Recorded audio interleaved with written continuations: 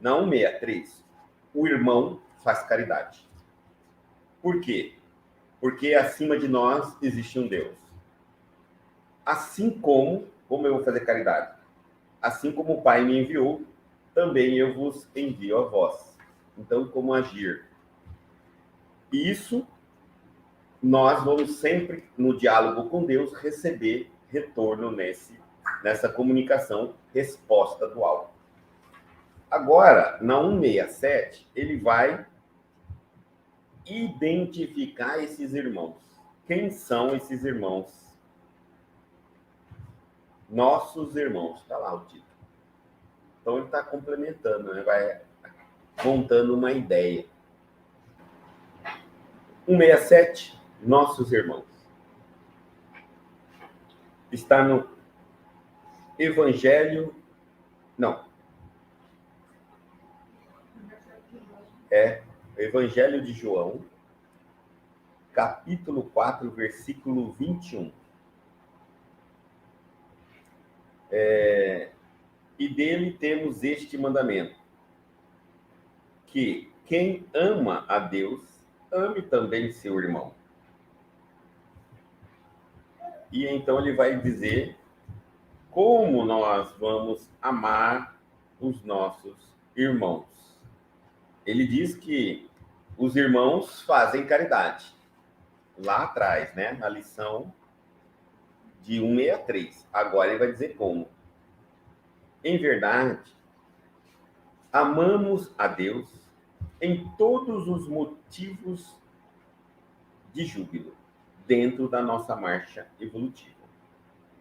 O Evangelho, entretanto, é farto de recomendações, no sentido de amarmos também os nossos irmãos, entre as pedras e sombras da escabrosa subida.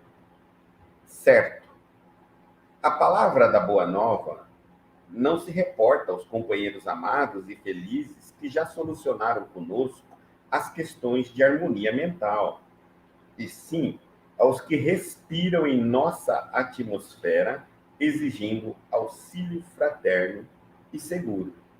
Então, esse amar os irmãos, ele não está referindo aos irmãos que já tem, como ele diz aqui, já solucionaram as questões de harmonia mental, já tem paz mentalmente, já estão evoluídos.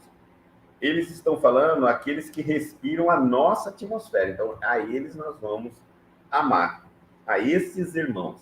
E aí ele está dizendo, são eles. 2 pontos. Agora ele vai mostrar para nós quem são os irmãos para que a gente use. Os nossos irmãos doentes, que reclamam remédio. Os infortunados, que pedem consolo. Os fracos, que esperam defesa. Os ignorantes, que anseiam por esclarecimento. Os desajustados, que necessitam de compreensão. É bom a gente entender aqui que, antes de continuarmos, que a cada uma das situações, ele dá o que é necessário. Então, vamos só voltar para a gente entender. Os nossos irmãos doentes reclamam remédio. Então, a um doente, o remédio. Os infortunados pedem consolo. Aqueles desesperançados, tristes, consolo. Os fracos, que esperam defesa. Os ignorantes anseiam por esclarecimento. Os desajustados, que necessitam de compreensão. Os criminosos, distanciados do socorro e da luz. Os insubmissos, que nos desafiam à tolerância. Os desequilibrados, que nos induzem a vigiar para o bem. Os demolidores, que nos oferecem o ensejo de reconstruir. Os revolucionários, que nos auxiliam a reconhecer os benefícios da ordem. Os que nos ferem, ajudando-nos a desbastar as próprias imperfeições. Os que nos perseguem e caluniam, proporcionando-nos a oportunidade de suportar com o Cristo na prática do Evangelho.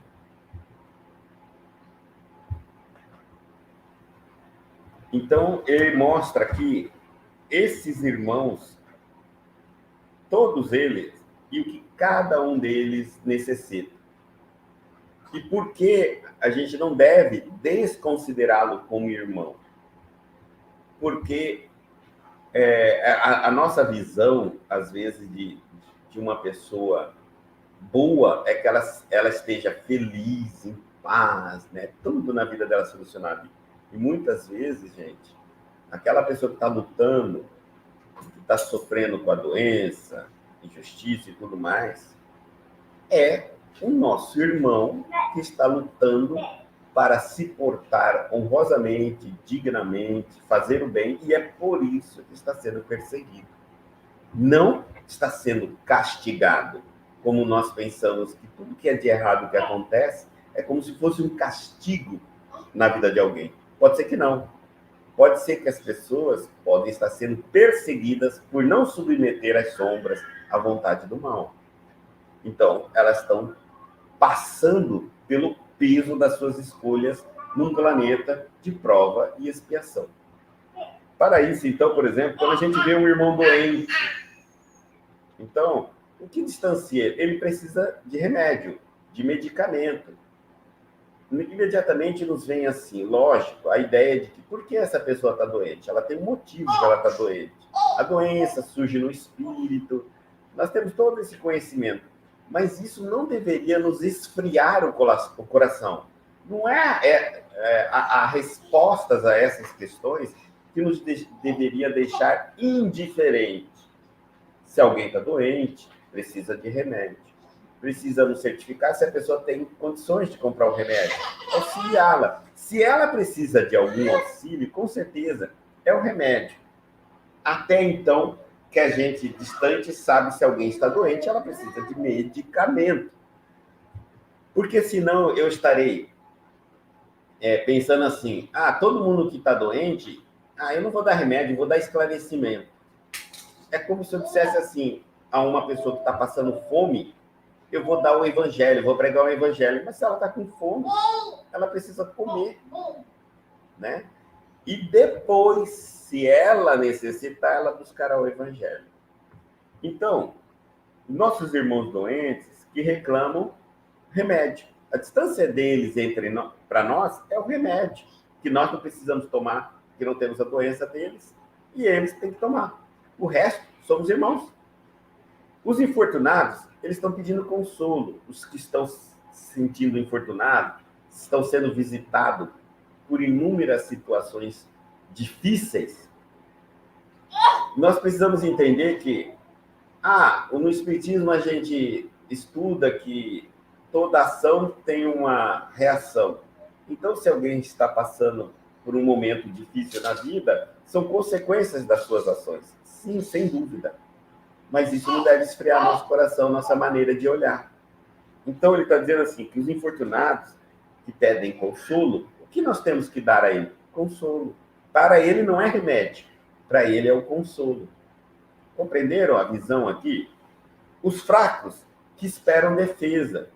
As pessoas que estão fracas, no sentido de, pode ser uma fraqueza moral, pode ser uma fraqueza espiritual, pode ser uma fraqueza física, que a gente defenda ela. Porque não adianta eu engessar a minha maneira de ser caridoso. Muitas pessoas engessam a maneira de ser caridoso. Eu estou aqui, eu sou espírita, então a minha caridade é ensinar. Pronto. Não importa o problema da pessoa, do meu irmão, eu vou ensinar. Há muitos casos que não se precisa de ensinamento imediato. Precisa de remédio, de comida, de vestimenta e depois do ensinamento. Então, que a gente saiba perceber a necessidade de cada um. Como nós temos que nos prepararmos para fazer caridade. Porque a gente diz tanto, eu quero fazer caridade, eu quero fazer caridade, eu quero auxiliar. Mas como eu vou auxiliar? Eu não tenho conhecimento. Olha só, e por eu não ter um conhecimento espírita ou qualquer religião, eu digo que eu não posso auxiliar. Mas como não pode auxiliar? Pode auxiliar. Você pode auxiliar e nós vamos mostrar como. A lição vai nos mostrar. Então, aos fracos esperam defesa, aos ignorantes anseia esclarecimento, aos desajustados necessitam de compreensão. Existem pessoas que não dá nem para ensinar. Não dá, ela não precisa de remédio porque ela não está doente, ela não precisa de comida porque ela não está com fome. Ela é uma pessoa desajustada, né? Então, deixa ela falar. E quando você vê as atitudes que ela toma, calma, compreenda. Não dá para fazer pregação nem para ensiná-la. Ela está desajustada. Dê um tempo com a compreensão que ela vai entrar um pouquinho no equilíbrio. Então, se você quer ajudar, ore, sem ela ficar sabendo. Entendeu? Ampare, mas não precisa cobrar postura, melhorias, retorno, né? Faça a sua parte. Aí, a hora que ela ajustar um pouquinho, você entra com a outra parte, se ela precisar. Os criminosos, eles estão distanciados do socorro e da luz, está falando, né? Os insubmissos desafiam a nossa tolerância. Aqueles que não respeitam regra, que não aceitam conselho, são cabeça dura. O que nós temos que fazer? Tolerância. Você não tem que expulsar, você não tem que se tornar inimigo, você não tem que enfrentar, você não tem que brigar, você não tem que pregar, você não tem que impor. Tolerância. Essa é a caridade que você pode fazer. Aos desequilibrados, nos induzem a vigiar para o bem. Os desequilibrados é um problema, porque eles ficam também nos desafiando o tempo todo, porque o desequilíbrio deles, às vezes, nos levam ao nosso desequilíbrio. Todos nós temos momentos e pontos fracos para nos desequilibrar. Às vezes, o desequilibrado, ele vai e trabalha naquele campo onde nós temos fraqueza.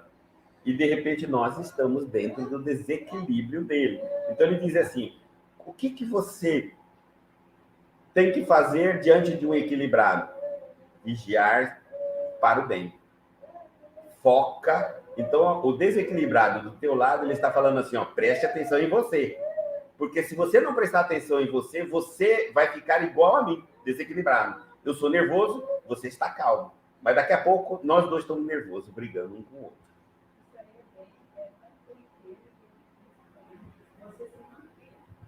Ele ajuda, ele é o desequilibrado é o professor da prática que nos ajuda, dentro de um período do nosso dia, a gente trabalhar essa vigilância.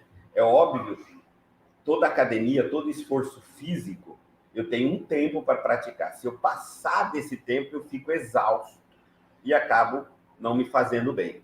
Assim também é o exercício de vigilância do bem. Eu me proponho a ficar próximo das pessoas desajustadas, desequilibradas, por um tempo. A partir daquele momento, eu fico cansado. E quando eu me canso, eu posso me contaminar com a energia dela e me tornar tão desequilibrado quanto ela. Quando eu perceber isso, eu devo me afastar. É um afastamento de autopreservação, para reequilibrar de novo, mas não é para nunca mais ver aquela pessoa. Para me preparar para quando eu encontrá-la novamente, dar mais um tempo ao lado dela, me afasto de novo, e assim vou indo. E isso até um ponto em que eu, através do exercício, vou desenvolvendo mais paciência com essa pessoa, vou conseguindo ficar mais tempo ao lado dela.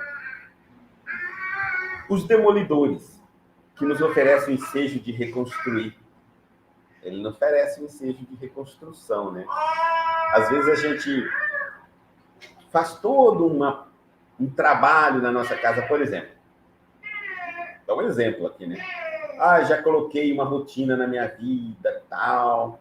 eu faço o evangelho no dia tal, durmo tal hora, faço tal hora, me recolho tal hora, faço uma leitura tal hora. Mas, de repente, alguém venha conviver comigo e ele é um demolidor, ele desfaz tudo isso aí. Eu não consigo cumprir meu ritualzinho, minha disciplina. Isso por quê? Para que eu aprenda a refazer. E por que eu tenho que aprender a refazer? Para não ficar acostumado. Quando eu tenho uma vida muito calma, muito tranquilo, eu me acostumo. É como se eu estivesse usando um gesso. Tudo em mim atrofia. Eu fico muito mais fraco. Então vamos supor que eu construí uma rotina. Eu moro sozinho, eu construí uma rotina. E na quarta, na quinta, eu faço o meu evangelho tal hora, tomo o meu chá tal hora, vou me deitar tal hora, leio o livro tal hora e vou me dormir tal hora. Olha que maravilha. Quando que isso vai quebrar? Nunca. Então, o que eu estou aprendendo? Os revolucionários que nos auxiliam a reconhecer o benefício da ordem. Os revolucionários é aqueles que sempre tentam quebrar a ordem, tentam fazer as coisas diferentes. Mas pelo menos a gente vai vendo como é bom ter disciplina, ter ordem, e que é possível crescer e evoluir dentro da ordem, dentro da disciplina. Nem tudo precisa ser uma revolução, né? E outra coisa, revolução não é bagunça, não é desordem. Revolução é mudança. Os que nos ferem ajudam-nos a desbastar as próprias imperfeições. Porque se nos ferem, é porque de alguma maneira conseguiram nos atingir. E aí nós vamos perceber o que foi atingido em nós. E por que foi nos atingido. Muitas vezes, há pessoas que têm o dom de machucar os outros na fala. E eu sou uma das pessoas que a fala dessa pessoa me machuca. Eu preciso entender, primeiro se essa pessoa teve a intenção de me machucar ou se eu estou sensível ao que essa pessoa fala. Né? E aí, se isso, o que em mim está sensível? Por exemplo, muitas vezes eu vejo a Janete brigando, falando para a Lu. E eu me ofendo, porque ela falou para a Lu. Eu preciso entender, primeiro, que a Janete não falou para mim, falou para a Lu. Eu ouvi. Mas se doeu em mim, eu devo ter alguma coisa aqui que Janete, com as palavras que se dirigiu a Lu, provocou em mim uma situação meio animosa. E esse melindre que está em mim, eu não devo guardar, não. Porque, graças a Deus, a Janete falou para a Lu. Um dia a Janete vai falar para mim. Como eu não trabalhei, quando eu percebi que eu tinha esse lado melindroso, essa feridinha aberta, eu deveria ter percebido quando eu ouvi ela falando para a Lu, eu falei, uai, mas eu também tenho esse machucado aqui, tem essa ferida aberta, porque doeu em mim como se tivesse falado comigo. Então, tá na hora de eu trabalhar isso antes que, se não for Janete, vai aparecer Antônio, Maria, Pedro e vai falar para mim o que falou para a Lu e vai doer diretamente em mim. Por exemplo, existem famílias que falam muito palavrão e que eles brincam, contam piada falando palavrão para o outro. Eu, ouvindo, vou me escandalizar. Gente, é a relação deles, né? Não estamos para julgar ninguém. É a maneira. Eles não se ofendem. Eu, para mim, que estou ouvindo, aquela determinada palavra é um palavrão que eu não toleraria. Mas eles se compreendem. Então, nós precisamos entender que existe um nível de relacionamento que não temos como medir do lado de fora. Não nos envolvemos nessa discussão.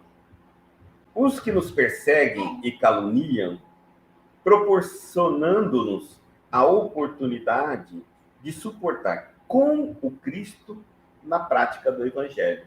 Então a gente vai tendo essa tolerância, essa paciência e vai suportando aqueles que vão nos caminhando conosco e nos caluniando, falando, vai levando.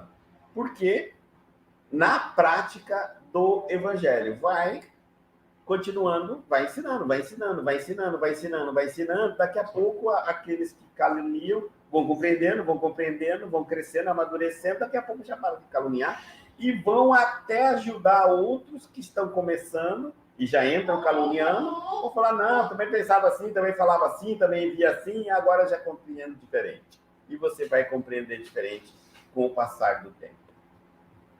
Como, então, eu posso fazer caridade? Bom, se você puder, tiver condições, um remédio é uma coisa que já começa a ser algo de caridoso, desde que você dê de livre e espontânea vontade, dê com muito amor, sem esperar absolutamente nada em troca. Um remédio, olha só, pode ser uma grande caridade. Mas remédio precisa de dinheiro, Guto. Remédio é caridade? Não, se você tiver condições de comprar. Mas se não tiver condição, um consolo. Para consolar, você tem que estar consolado. Então, você precisa não permanecer entre o grupo de infortunados, os decepcionados, os tristes, aqueles que acham que vivem no azar, que nada dá certo para eles. Se você tiver com esse pessimismo na sua cabeça, você é um infortunado e não terá consolo algum para dar aos infortunados. Mas você quer dar consolo, então saia, cultive o otimismo, o positivismo e saia disso. E vai ser alguém que tenha um consolo para dar aos que necessitam. Defesa aos fracos. Você precisa descobrir meios para defender as pessoas mais fracas. Então, por exemplo, uma delas é, se uma mulher estiver apanhando de um homem, hoje nós temos até lei, denunciar, sim. Uma criança sofrendo maltratos, denunciar, sim, porque são fracos. E nesse ponto nós temos uma jurisdição que nós vamos acioná-la para que elas tomem as devidas providências. Eu posso agir, sim, em favor dos mais fracos. Podem ser também os mais fracos pelo sistema. Então, se eu tenho conhecimento de lei, se eu sou um advogado, eu posso dar uma defesa, um amparo na lei àqueles que podem, que precisam adquirir pelo menos um mínimo de justiça. Os ignorantes, esclarecimento. Bom, para eu dar esclarecimento, eu preciso me esclarecer. E para que eu esclareça, eu tenho que ter uma mente aberta e ficar ouvindo muito notícia, ouvindo muitos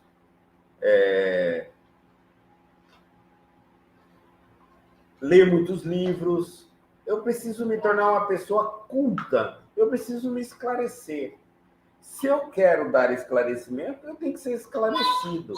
Esclarecido não é sábio, é ter argumentos ricos, né, para mostrar às pessoas que nem tudo é ponta de faca e que nem sempre podemos vencer as coisas batendo com a cabeça e que tudo tem um motivo para ser como é. O esclarecedor é aquele que esclarece, dando às pessoas várias linhas de conhecimento, de argumento, vários caminhos para que a pessoa possa escolher o mais fácil, já que o que ela escolheu, ela não está suportando. Então, esclarecer é clarear o que não está muito claro.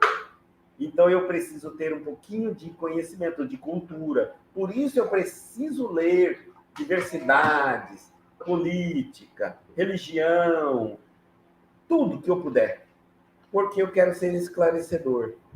Eu não quero deixar ninguém sofrendo, que me procure sofrendo, porque ele só tem uma visão de ver. Eu quero ser aquela pessoa que coloque clareza nos assuntos, mas não que imponha, não que cobre, é apenas que esclareça. Tá certo? Por exemplo, quando a gente diz que o Espiritismo não obriga, porque ele esclarece, é isso, clareza, explicar o porquê das coisas.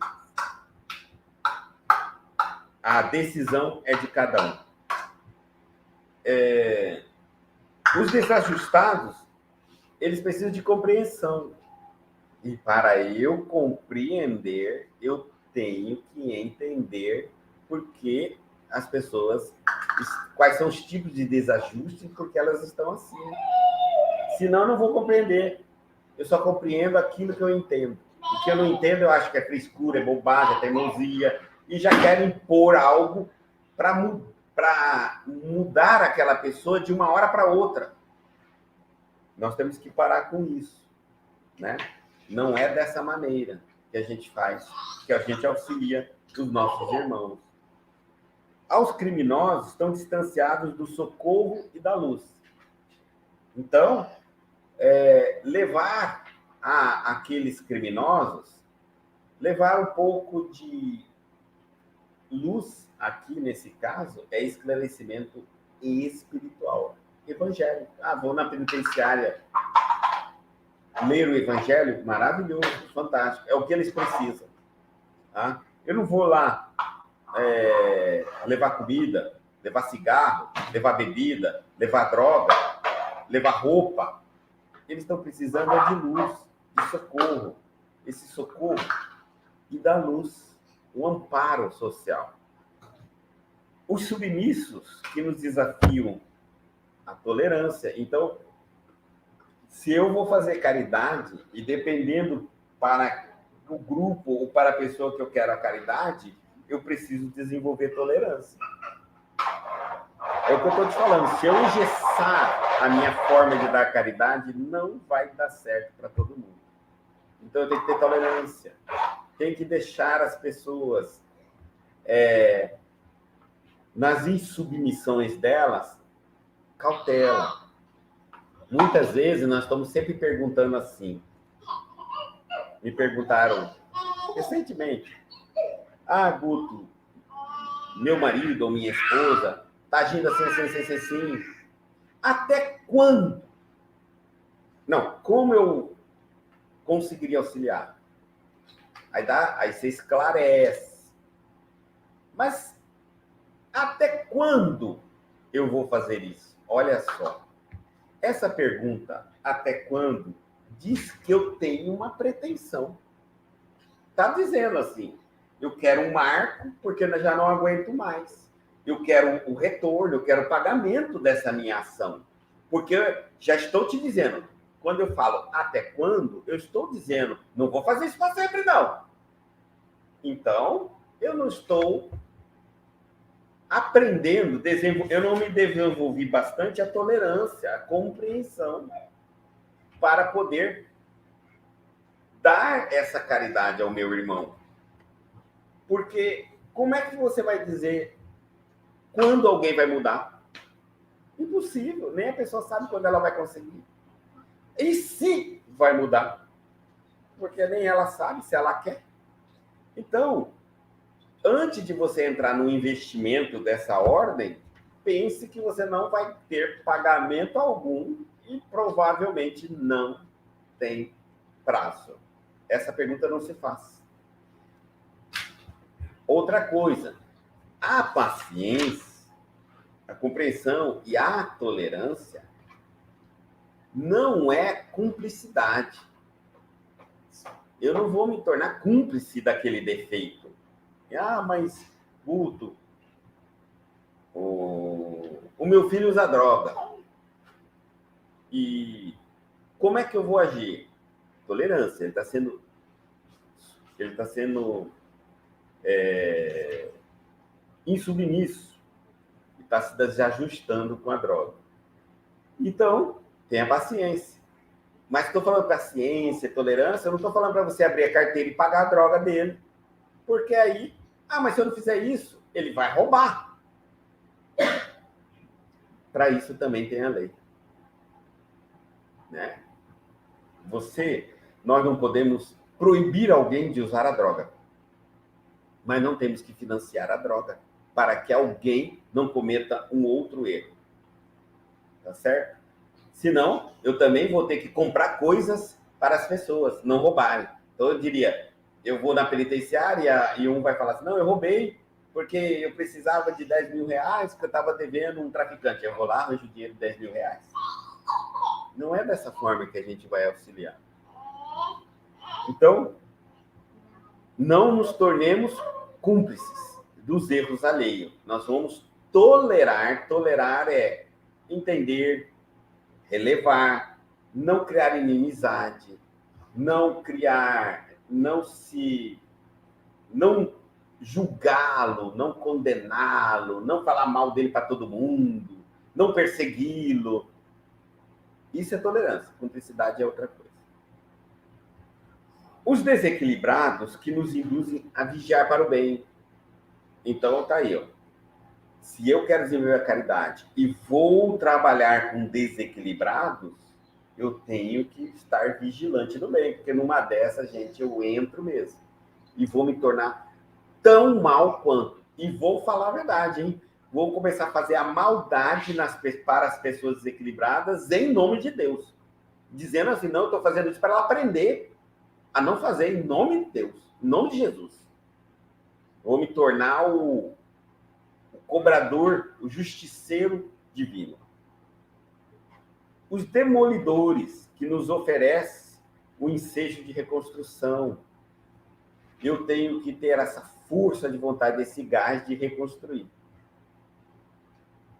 Olha, eu não estou falando aqui que nós temos que ter todos esses itens, mas você pode escolher um deles e do lado está aqui o que você precisa ter, desenvolver para contribuir de forma caridosa.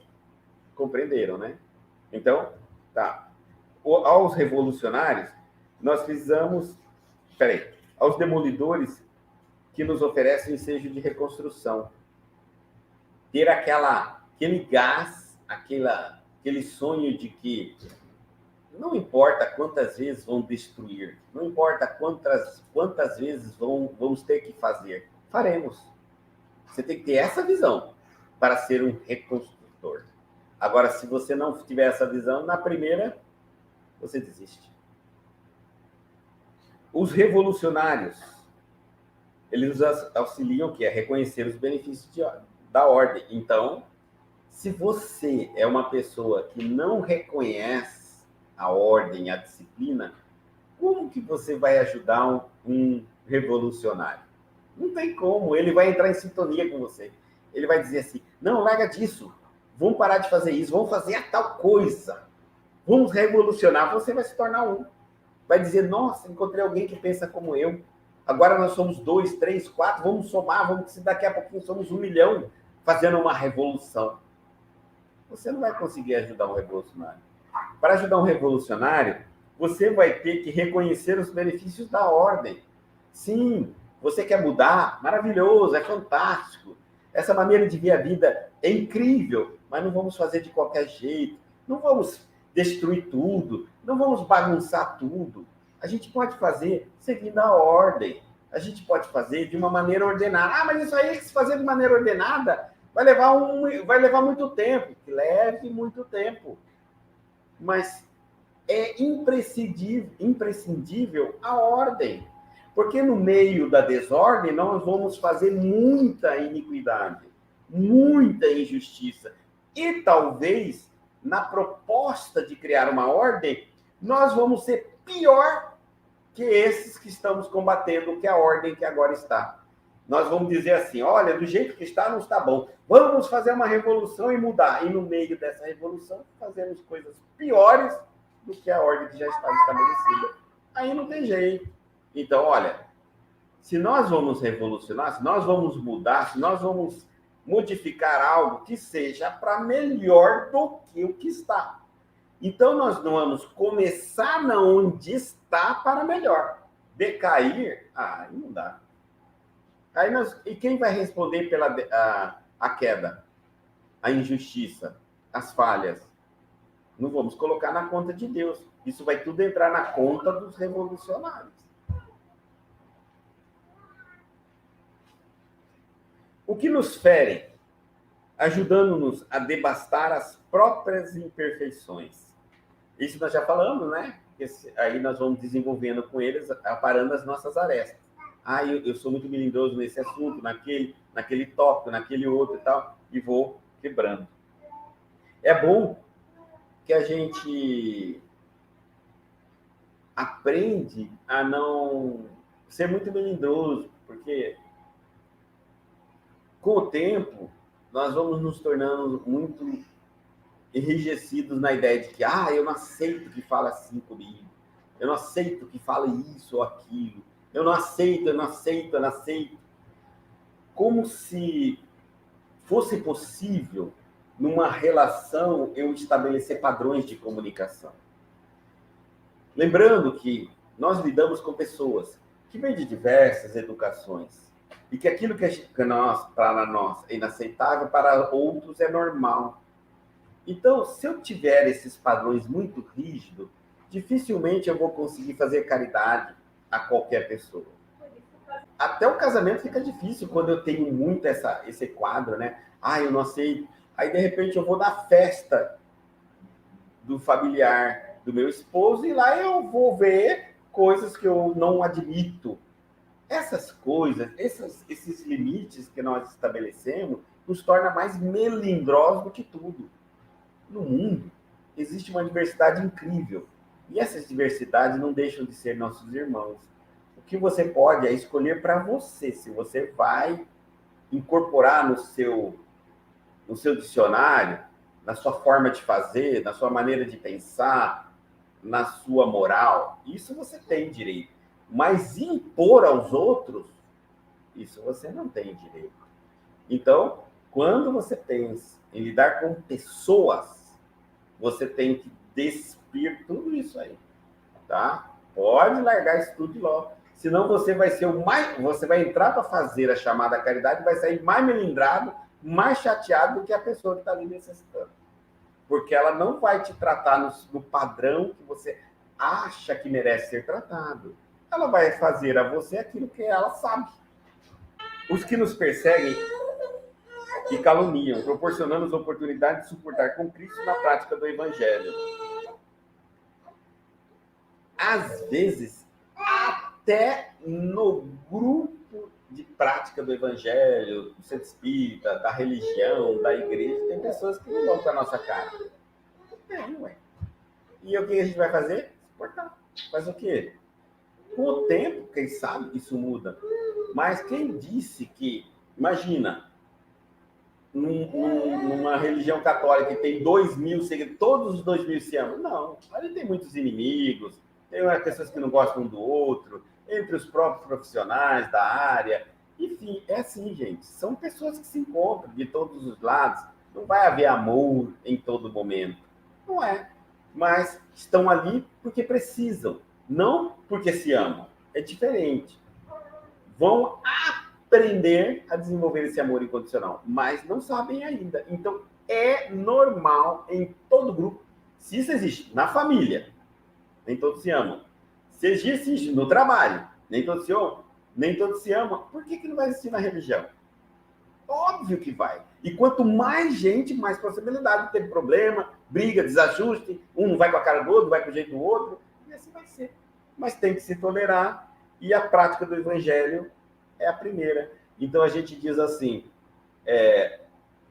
às vezes eu tenho um problema, um parente difícil de tolerar na minha família, e aí eu fujo dele, não vou na casa dele, não chamo ele para ir na minha, e aí eu encontro alguém igualzinho esse parente da minha religião, que eu tanto escolhi, que eu gosto de ir lá, e lá eu vou ter que conviver com a personalidade daquele parente que eu fugi. Mas se eu também flagro da religião, então eu não vou lá no meu local do trabalho, do lado da minha mesa, senta alguém igualzinho ao meu parente, porque eu digo que na nossa família nós temos um de cada ser humano nesse mundo aí. Igual aquele parente que você não gosta, tem 1 bilhão de pessoas e está espalhado pelo mundo. Espero que você não case com um deles, com o perfil dele, que não tem um filho no perfil dele, não tem um orientador religioso, que tem um colega de trabalho, que não tem um chefe. Enfim, gente, eles estão por aí, são personalidades. Então, é melhor você praticar, ao invés de você fingir, evitar, desenvolver, se aproximar, conviver, e menos um para você ficar fugindo. Bom? É a prática do amar ao próximo. Exatamente. Amar o próximo a ti mesmo. Porque olha só, veja, eu vou, na minha família, eu não vou mais visitá-lo, e não visito ele, eu não vou mais visitá-lo, mas nem chamo ele para me visitar. Aí eu fujo, eu vou no meu trabalho, no meu emprego, no meu grupo de amigos, encontro alguém que tem aquela personalidade, já não fico mais amigo, brigo com ele e já a gente já não tem que tolerar. Aonde eu posso evitar, eu estou evitando, mas vai chegar num lugar, num momento que eu não posso evitar. Por exemplo, pode ser um trabalho. Eu vou largar o meu trabalho, meu ganha-pão, minha sobrevivência, porque eu encontrei alguém que é muito parecido com uma pessoa que eu não consigo tolerar. Não tem sentido isso. E vai passar necessidades? Não é. E ainda mais se você entrar no concurso público. Aí você está perdido. Porque aí quero ver o que você vai... Quando ainda é empresa privada, você vai sair e vai procurar outro emprego público. Então, você não vai largar disso. Então, veja como a vida vai nos cercando. Se você pode fazer o esforço por um motivo, faça o esforço por outro.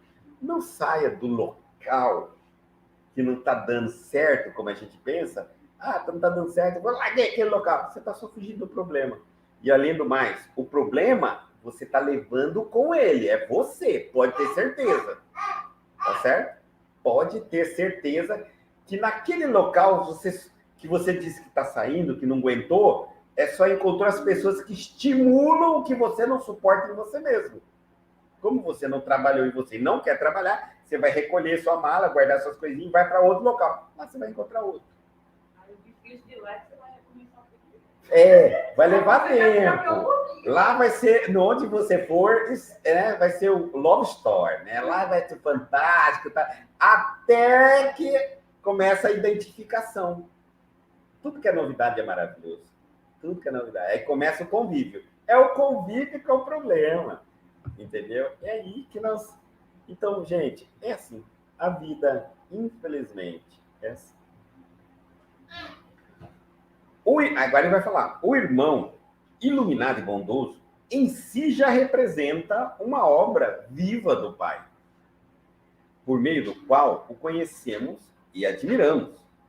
O irmão ignorante ou infeliz, porém, é uma obra que o céu nos convida a amparar e embelezar no rumo da perfeição em nome do Todo Misericordioso. É uma obra que nós vamos ter que trabalhar. Se amas a Deus, no irmão... Espera aí um pouquinho, vamos parar aqui. Misericordioso, todo misericordioso. Cada irmão que nos aparece é um trabalho que nós temos que fazer, mas eu quero deixar claro aqui. Nenhum de nós temos que fazer todo o trabalho. É uma obra. Você sabe o que é uma obra? Uma obra é assim. O pedreiro põe o tijolo, mas o servente prepara a massa, o engenheiro calcula, tá certo? Quem financia paga. Compreenderam? Cada um tem uma tarefinha para se fazer. Ninguém pega tudo e faz.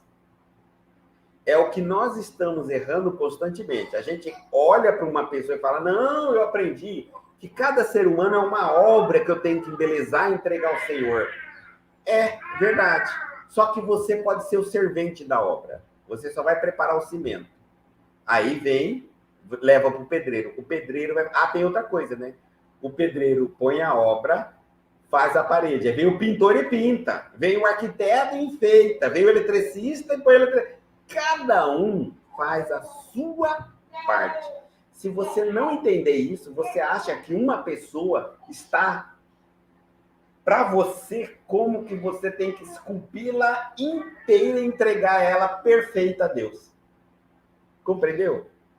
Imagine que alguém compreenda que ele tem que fazer tudo na obra. Ele não vai dar conta. Então, ou vai levar muito tempo. Ele prepara a massa, ele levanta a parede, ele reboca, ele pinta, ele faz a parte elétrica, vai levar muito tempo. Tá certo? Então, que nós precisamos tirar da nossa cabeça é que cada pessoa é uma obra para ser embelezada, para ser aprimorada por nós. Nós vamos ajudar essa pessoa, mas naquilo que nos compete. De repente, eu só tenho que pintar. Só. Então, mas se pintar, ele não vai ficar perfeito? Não. Mas quem diz que é você que tem que torná-lo perfeito? É uma obra. Vai levar muitos anos. E deverá participar muitas pessoas do convívio com ela para que ela modifique. Se você não se perder nisso, você vai conseguir fazer muito bem o teu trabalho. Senão você vai se perder mesmo. Olha só. Se eu fui contratado para ser o eletricista da obra, eu cheguei lá e achei que o cimento, o reboco não estava bom na parede. Então eu fui lá e já fiz outro cimento e já comecei a rebocar. Eu sou eletricista. Olha só, eletricista. Agora eu já estou incomodando o servente e o pedreiro, porque eu estou me metendo num serviço que não é meu. Já comecei a ter inimigos, achando que eu estou sabendo demais, que eu quero mostrar, que eu não sei, e já estão torcendo para eu não fazer um reboco bem feito. Já não estão nem me ajudando, tem um pensamento positivo. Querem mais que eu me ferre mesmo. Para eu aprender a lição de que eu nunca tenho que passar daquilo que é meu trabalho a ser feito. Depois, e outra coisa, se eu fizer o reboco torto, se eu fizer a massa errada, nem vão acreditar que eu vou ser um bom eletricista, porque aquele pedreiro e aquele servente vão ficar jogando na minha cara, você vem aqui fazer eletricidade, você não dá conta nem do seu, você não dá conta do seu trabalho. Vai querer se meter no trabalho dos outros. Tá bom? Então, e eu não vou realmente dar conta. E vou falar, nossa, como é difícil ajudar as pessoas. Não. É muito difícil ajudar uma obra? Não. Você ficou tratado para quê? Para ser eletricista? Faz a eletricidade. Pronto, tá bem feito? Tchau, vai embora. Esse é teu trabalho nessa reencarnação. Com essa pessoa. Você não é o Cristo. Olha, Jesus veio à humanidade. Ele levou quem com ele para o céu? Ninguém. E você acha que nessa vida você vai levar alguém? Mas é muita pretensão da nossa parte isso, gente. Então, e olha, se eu não focar o meu trabalho, eu era o eletricista da obra, lembra do exemplo? Ao invés de eu estar cuidando da eletricidade, montando o projeto, né? Eu estava fazendo um reboco, que achei que o reboco estava errado, fui fazer o cimento, passou o tempo, atrasei a obra. Criei um monte de problema para os que estavam ali para trabalhar na obra, enfim, acabei brigando, saí da obra. Olha só, às vezes a gente está deixando a obra e não fizemos a nossa parte, que era o eletricista contratado. E não cumprimos o nosso contrato, por isso nós vamos devendo do outro lado. E algumas pessoas falam assim, mas Guto, me explica isso na vida de uma pessoa. Às vezes você veio para ensinar alguém a ler, que está do teu lado. Só, você não veio para levar ela para o céu. Mas você acha que é o papel de Salvador, que tem que levar ela para o céu. E no meio de fazer tudo para ensinar ela, para levar ela para o céu, vocês brigaram tanto que você não ensinou ela a ler. Brigaram tanto que até se separaram na vida. Chegaram a se tornar até os seus piores inimigos. Um ficou inimigo do outro. E aí, quando você morre do outro lado, alguém chega e fala assim, e você e fulano? O que tem? Eu tentei ajudar, tentei fazer de tudo, tentei ensinar o evangelho, tentei ensinar caridade, tentei... Não, você não tinha que fazer nada disso. Você tinha que ensinar ele a ler e escrever. Isso eu até comecei, mas aí depois eu me perdi. Então, agora você volta na próxima vez, só para ensinar ele a ler e escrever. E fica na sua, é ler e escrever. Essa coisa de nós ficarmos assumindo posicionamento de missionários, de salvadores, isso é que faz a gente falhar nas coisas mais simples da convivência. Às vezes eu tinha que saber, ensinar essa pessoa a ler, escrever, ela ia continuar a cabeça dura, batendo a cabeça, morrendo, reclamando do meu lado, e eu ensinei ela a ler e escrever. Está pronta, minha tarefa está pronta. Nem adianta. Essa é a minha parte. E ele vai ficar bater na cabeça? Vai, porque quem vai ensinar ele a fazer isso é outra pessoa, em outro momento, de outra maneira. E como é que eu vou conviver com essa pessoa, então? Tolerância, compreensão, tá falando aqui. Mas a gente sabe, vou explicar como é que eu sei quando é uma coisa e a outra. Como é que eu vou saber, vendo ele cabeça dura, sofrendo com aquilo que ele está fazendo, eu vou saber que eu só devia ensinar ele a ler e escrever. Como? Simples. Quando você fizer algo e te dá paz no coração em relação àquela pessoa, o filho, marido, esposa, amigo, seja quem for, paz no coração, você fez a sua parte. Mas e aquilo? Mas eu ainda continuo me irritando com ele, porque ele ainda continua cabeça dura. Não, agora você tem que trabalhar em você para suportar o que ele descobrir em você, por que ele te irrita. Essa irritabilidade não é culpa dele. Está em você a matriz.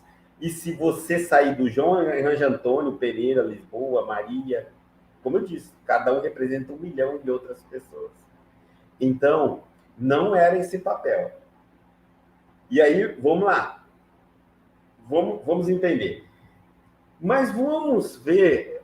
Então, quer dizer que quando só me irrita, não significa que a irritabilidade que eu fico em relação ao outro, não é a convocação missionária minha em relação ao outro. Isso, não é mesmo. Você não está sendo convocado. Convocado está sendo quando você sente dentro de você que existe uma possibilidade de auxiliá-lo. Porque quando a gente sente isso, é que nós fomos preparados para isso. Fomos convocados antes de nascer para isso. Então, eu sinto que eu tenho condição. Agora, o que você está fazendo e não é tua tarefa, você não foi preparado, às vezes vai sentir que não tem forças para fazer, não tem preparo, não consegue convencer, não influencia, porque não é para você. É o eletricista que está fazendo reboco, que está fazendo cimento, ele vai dizer assim na hora que ele estiver fazendo cimento: ah, não estou dando conta de virar essa enxada aqui. Não é para você. Isso era papel de servente. Ah, quando joga a massa, cai toda hora, cai. O que eu tenho que fazer? Ficar jogando essa massa? Não, era para você cuidar da eletricidade. Larga tudo isso aí e vai cuidar da eletricidade. Você acha que você é capaz de cuidar? Não, eletricidade sou capaz. Lógico, você estudou, você se preparou. Tudo para nós, tudo que vamos fazer, nós temos que sondar em nós o que estamos preparados para enfrentar, e se não estamos preparados, em que estamos dispostos a nos preparar para enfrentar. Quando nós percebermos isso, internalizarmos isso, a gente descobre a missão nossa, a responsabilidade nossa em relação a todos que estão à nossa volta. Não é levar ninguém para o céu. Não é. E não temos esse dom de resolver todos os problemas das pessoas que amamos. Nós não resolvemos nenhum nosso. E ninguém tem a capacidade de resolver todos os nossos. Também. Não tem. Não tem como. Vamos entender que a nossa missão não é completa para uma única existência. E que eu posso fazer vários papéis bem feitos quando os entendo que essa é a minha parte a ser feita. Eu só preciso disso. Na cozinha também é assim. Um corta, o outro cozinha, o outro experimenta. Mas se começar todo mundo a achar que vai se envolver na tarefa do outro, não vai sair nada. Vai dar briga na equipe de cozinha e não vai acabar. E tudo que estiver fazendo ele vai desandar, não vai prestar. Então que a gente consiga assim, olha, quando eu tiver um filho, uma esposa, quando tiver um amigo, e ver entender qual é a minha missão. às vezes eu tenho uma missão com o meu amigo de ensinar o evangelho. Um filho meu que é só de ensinar o evangelho. É de ensinar, de falar e explicar a ele. Apresentar a ele o evangelho da forma mais perfeita. Eu não tenho o papel de levá-lo para o céu. Bom, eu estou explicando o evangelho. Ah, ele vai, ele faz o evangelho comigo, tudo, mas vai fazendo tudo, qualquer coisa. Parece que ele nem está aprendendo o evangelho. Mas seu papel era só apresentar o evangelho. Você está abrindo o evangelho, ele está vindo, vocês estão lendo, estão estudando. Tá, mas ele nem respeita, parece que ele nem leu nada, vai, sai, faz. O teu papel é o evangelho. Continua fazendo. O que ele vai fazer com o evangelho não é o teu papel. Se você entrar nessa área que não é tua, você vai parar de fazer o evangelho, porque vai brigar com ele, cobrando coisas que não deveria cobrar dele, e não vai ter cumprido sua missão, que era simplesmente fazer o evangelho. Quando a gente percebe isso que eu estou falando, a gente vai perceber que atrapalhamos mais a nossa reencarnação do que ajudamos. Com essa ânsia de querer fazer os outros perfeitos, quando nem nós somos ainda. Com essa vontade de fazer o máximo, além do que fazemos por nós mesmos aos outros. E aí a gente troca os pés pelas mãos e põe tudo a perder.